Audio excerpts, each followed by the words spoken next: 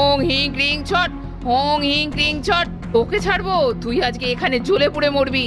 মর মর মর, আমাদের ছেলে মেয়েগুলোকে অনেক কষ্ট দিয়েছিস তুই, এবার জ্বলে পুড়ে মর। বন্ধুরা, আগের দিন তো তোমরা দেখেইছো হেনা আর ঈশার ওপর ইন্দু আর ডোনা তো অ্যাটাক করে দিয়েছে, আর ওরা তো চিৎকার করছে। এদিকে ভিকিরাও তো ফেরেনি। বাঁচাও বাঁচাও, কে কোথায় আছো? ভিকি ভিকি বাবু, রনি রনি, আমাদের মেরে ফেলছে দিদি। এই দিদি, এই দিদি, শোন শোন, তোরা তোরা কি করছিস? তোরা দেখ আমরা কে। এই দিদি ওরকম করছিস কেন? এই দিদি কি হলো তোর? এ বাবা, কি করব? আমি তো কাউকে কিছু বলতেও পারছি না। ভিকি আঙ্কেল তো এখনো এলো না। এদিকে মা আর কাম্মা তো মাছিমণিদের মেরেই ফেলবে। ওদের সঙ্গে ওরা পারবে না। ওরা তো এখন মানুষ না, ওরা অন্যরকম হয়ে গিয়েছে। আমি কি করি? বাবাও বাড়িতে নেই, আর আমাকে তো কেউ শুনতেও পারবে না।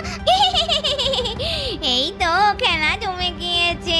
নে নে, মর মর, মারামারি করে মর। আর এদিকে যখন ইন্দু আর ডোনা হেনা ঈশাকে প্রায় মেরে ফেলতে চলেছে, এমন সময় হঠাৎই ভিকি আর রনি যোগিনী মাতাকে নিয়ে তো হাজির। মা মা, এই দেখুন, এই দেখুন বাড়িতে কি চলছে। আমার হেনাকে মারছে। মা, তাদের বাঁচান মা। শান্ত হ, আমি যখন চলে এসেছি আমার উপর ভরসা করতে পারছিস না? ওং হিং রিং সাহা, ওং হিং রিং সাহা, ওং হিং রিং সাহা। ছেড়ে দে, চলে যা বলছি। তোদের এত স্পর্ধা, এই আমার সামনে তোরা টিকে আছিস কি বলে এখনো? যা বলছি, যা। ওরে বাবা, এ কি গন্ধ বাড়িতে। আমি তো মনে হচ্ছে থাকতে পারছি না, আমার দম বন্ধ হয়ে আসছে। ওই ওই যোগীটাকে কে নিয়ে এলো এই বাড়িতে? ওই যোগী মাতাকে এই বাড়িতে কে নিয়ে এলো? ও আমার বিরুদ্ধে ষড়যন্ত্র হয়েছে। কিন্তু কি করে জানলো? কি করে বুঝলো? ওরা আগে থেকে কি করে বুঝলো?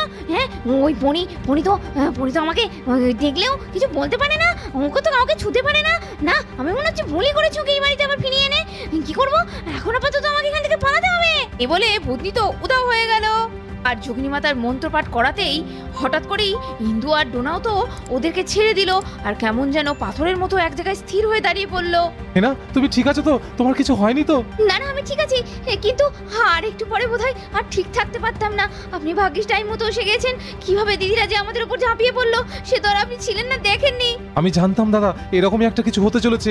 ভাগ্যিস সময় মতো যোগিনী মাতা এলো, নাহলে আমার তো এই জন্মের বিয়েটাই হতো না। উফ রনি, তোর এইরকম সিচুয়েশনে দাঁড়িয়ে বিয়ের চিন্তা হচ্ছে? তো হবে না কেন? সবাই কি আপনার মতো নাকি? যোগিনী মা এদিকে একটু আসুন না, দেখুন না আমাদের দিদিরা এরকম করছে কেন। সরে যা, তুই সরে যা এখান থেকে। ওদেরকে ছেড়ে দে আমার কাছে, আমি ওদের দেখে নিচ্ছি। ওদের কথা শুনে ঈশা হেনার সঙ্গে গিয়ে পেছনে দাঁড়ালো। ওং হিং ক্লিং ছট, ওং হিং ক্লিং চামুন্ডায় ছট। আমি প্রথমেই বুঝেছিলাম এরা আর এদের মধ্যে নেই। এদের আত্মা এখন বন্দি, এদের আত্মা এদের মধ্যে নেই। এদের মধ্যে দুটো খারাপ আত্মাকে দিয়ে দেওয়া হয়েছে, আর এটা করেছে কোনো বড় শক্তি, যে শক্তি আমার চোখে এখান থেকে ফাঁকি দিয়ে অন্য কোথাও গা ঢাকা দিয়েছে। ভয় পাচ্ছে, আমাকে ভয় পাচ্ছে, তাই আমাকে দেখে সে আগেই পালিয়েছে। তবে না, আমি তাকে ঠিক খুঁজে টেনে আনবো এখানে। যোগিনী মা, কি হয়েছে? এসব কিছু বুঝতে পারছি না। আমাদের দিদিরা নেই, ওদের মধ্যে অন্য কেউ, মানে কি? চুপ কর। আমি যখন এসেছি তোরা তো চিন্তা কিসের রে? হ্যাঁ, আমার উপর বিশ্বাস রাখতে পারছিস না? শোন, এত সহজে সবকিছু হয় না। তোর দিদিরা এখন আর ওদের মধ্যে নেই। ওদের আত্মা কোনো এক জাদু বলে বড় কালো শক্তি আটকে রেখেছে। সেই শক্তি আমার সামনে থেকে এখন গা ঢাকা দিচ্ছে, কিন্তু তাকে আগে খুঁজে বের করতে হবে। তাকে খুঁজে না বের করতে পারলে তোর দিদিরা কোনোদিনই মুক্তি পাবে না, ওরা ওদের নিজের শরীর ফিরে পাবে না। এইসব কি বলছে? তার মানে আমার দিদির আত্মা দিদির মধ্যে নেই? তার মানে এটা অন্য কেউ এতক্ষণ যারা আমাদের মারার চেষ্টা করছিল। হেনা, তার মানে আমাদের দিদিরা আমাদের মারতে চায়নি, এরা অন্য কেউ রে। হ্যাঁ, তুমি একদম ঠিক বুঝেছো। তবে সবকিছু আগে সেই শক্তিকে আমাকে বের করতে হবে খুঁজে। আচ্ছা, ওই দিকে ওই বাচ্চাগুলো কি করছে? ওই যে একটা মেয়ে ছোট, আর তার সঙ্গে দুটো বাচ্চা, একটা ছেলে একটা মেয়ে, ওরা কোথা থেকে এলো? ওরা কে? কি বাচ্চা? তিনটে বাচ্চা? কোথায়? ওদিকে কই কেউ তো নেই। যোগিনী মা কি বলছে? এই হেনা, আমি তো কাউকে দেখতে পাচ্ছি না। তুই কাউকে দেখতে পাচ্ছিস? না, আমি তো বুঝতে পারছি না। মা, আপনি কার কথা বলছেন? ওখানে তো কোনো বাচ্চা নেই। এই, তোরা কি বলছিস? আমার সঙ্গে মজা করছিস? না মা, সত্যি বলছি। আপনার মতো এমন এক ব্যক্তির সঙ্গে আমরা মজা করতে যাবো এটা মনে হলো। ও, তার মানে এটাও ওর একটা খেলা। সব বুঝেছি, আস্তে আস্তে আমার কাছে সব পরিষ্কার হয়ে উঠছে। শোন তাহলে, এই বাচ্চাগুলো নিশ্চয়ই কোনো মায়া বলে এমন হয়ে গিয়েছে, তোরা ওদের দেখতে পাচ্ছিস না, কিন্তু ওরা এখানেই আছে। হ্যাঁ, মা কি বলছে? তার মানে পরি ডুডু রাই ওদের কথা বলছে না তো? আচ্ছা মা, ওদের মধ্যে কি একটা বাচ্চা ছেলে, একটা বাচ্চা মেয়ে, আর একটা ওই 5 বছরের বাচ্চা মেয়ে আছে? হ্যাঁ, এই তো তার মানে কি ওই বাচ্চাগুলো তোদের বাড়ির? হ্যাঁ মা, আমার দিদির ওই 5 বছরের মেয়ে পড়ি, আর ওইটা তো বৌদি ভাইয়ের এক ছেলে এক মেয়ে ডোডোরাই। আজ সকাল থেকে ওদের খুঁজে পাচ্ছি না, সব বাড়ি তন্ন তন্ন করে আমরা সবাই খুঁজেছি, কিন্তু কেন জানি না কেউ কোনো ওদের হদিশ দিতে পারছে না। আরে আরে, মনে হচ্ছে আমাদের নিয়ে কথা হচ্ছে। হ্যাঁ হ্যাঁ, আমাদের নিয়ে কথা হচ্ছে। তার মানে এতক্ষণে আমার একটু মনে আনন্দ হচ্ছে। ওই যোগিনী মা আমাদেরকে তাহলে দেখতে পাচ্ছে। হ্যাঁ, আমাদের নিয়ে মনে হয় কিছু জিজ্ঞাসা করছে। হেরা মাসিমণি, ঈশা মাসিমণি অনেকক্ষণ ধরে এখানে আমাদেরকে দেখার জন্য তাকাচ্ছে, কিন্তু দেখতে পাচ্ছে না। কিন্তু ওই যোগিনী মা মনে হয় আমাদের দেখেছে। না না, তাহলে আমি যাই। ভাই বুনু, তোরা এখানেই বস। আমার মনে হচ্ছে আমরা এবার বাঁচবো। তোরা নড়িস না, এখান থেকে কোথাও যাবি না, আমি এক্ষুনি আসছি।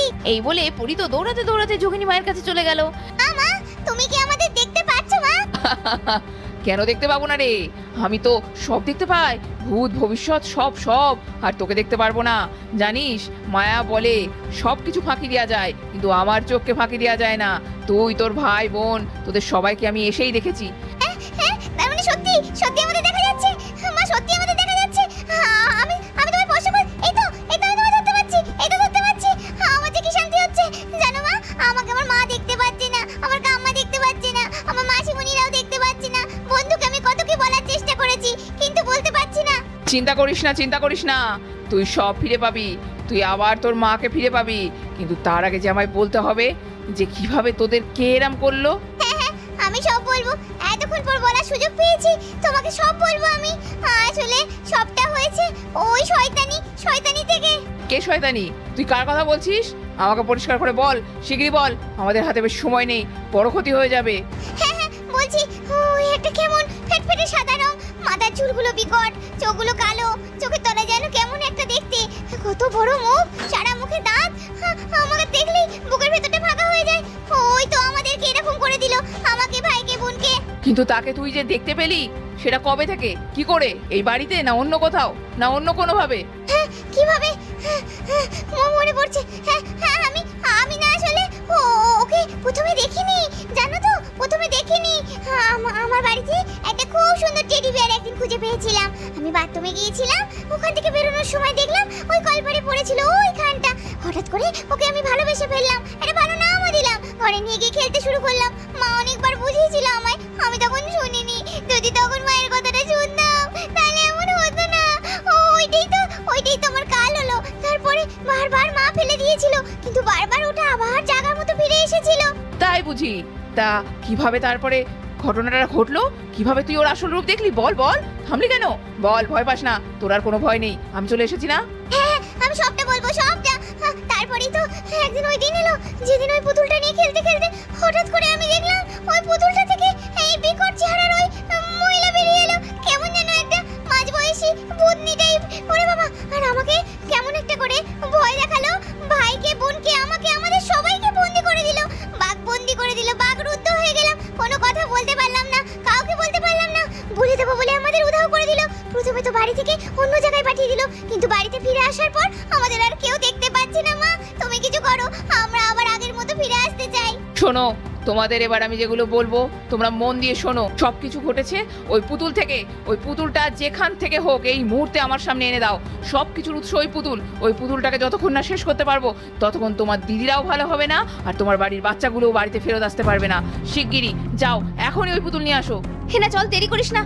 আমার মনে হচ্ছে পরি ওটা ওর ঘরে নিয়ে গিয়ে খেলতো, ওর ঘরেই থাকবে। চল আমরা দিদির ঘরে যাই। এই ঘরটাই লাস্ট, এই ঘরটা ভালো করে খোঁজ ঈশা। ওই ঘরে তো পেলাম না। হ্যাঁ রে, আমি তো ভেবেছিলাম বোধহয় পরির ঘরে পেয়ে যাবো, কিন্তু পেলাম না। চল আয় দেখি কোথায় আছে। হ্যাঁ, ভালো করে খোঁজ। খাটের উপরে দেখ তো, না কোথাও নেই। বালিশগুলো সরিয়েও তো দেখছি, কোথাও তো নেই। এই ঈশা, পেলি না রে, কোথাও তো পাচ্ছি না ওই পুতুলটাকে। কি হলো? আলমারির মধ্যেও তো দেখলাম। এই না, কি করবো রে? গেল কোথাও? পুতুলটা উধাও হয়ে গেল নাকি বাড়ি থেকে? এই খাটের তলাটা দেখ। হ্যাঁ, খাটের তলা। হ্যাঁ রে, হ্যাঁ, খাটের তলায় দেখ। হেনা, পেয়েছি। খাটের তলায় পুতুলটা পড়ে আছে। হাত পাচ্ছিস, বের কর না, আমি দেখবো। না, দাঁড়া, দেখছি। এই হ্যাঁ, পেয়েছি, দাঁড়া। এই দেখে না, এই দেখ, পুতুলটা পেয়েছি। কিন্তু এক্ষুনি যোগীমার কাছে নিয়ে যেতে হবে। চল। হ্যাঁ, চল, শিগগিরই চল। বলা যায় না, হয়তো এখানেই উধাও হয়ে যাবে। মামা, এই সেই পুতুল। আপনি কিছু একটা করুন, আমরা পেয়েছি। আচ্ছা শোন, ওটাকে নামা, হাত থেকে নামা, উঠোনের উপর শিগগিরই রাখ। দেখতে ঈশা তো উঠোনে পুতুলটা নামিয়ে দিল। দেখতেই যোগীমা তো মন্ত্রপাঠ করতে লাগলো, আর কিছুটা মন্ত্র বলার পরই হঠাৎ পুতুলটা হঠাৎ করে ভূতনি হয়ে গেল। এই তোর খুব আসপর্দা। তুই এখানে এলি কেন? কে তোকে নিয়ে এসছে? আর তুই আমার পেছনে লাগছিস কেন? তুই জানিস আমি কে? তুই আমাকে ভয় দেখাচ্ছিস? তোর মতো এরকম হাজার হাজার ভূতনিকে না আমি আমার হাতের মুঠোয় আজকে কালকে বন্দি রাখি। শোন, তুই বেশি এদেরকে ভয় দেখিয়েছিস তো, তাই ভাবছিস আমাকেও ভয় দেখাবি, কিন্তু তুই জানিস না তোর কার সঙ্গে পালা পড়েছে। তোর মতো এরকম ভণ্ড সাধু আর যোগীমা অনেক দেখেছি। তোরা শুধু ভেগ ধরিস লোকের বাড়ি টাকা খাওয়ার জন্য, কিন্তু তোদের আসল ক্ষমতা নেই। তাই বুঝি?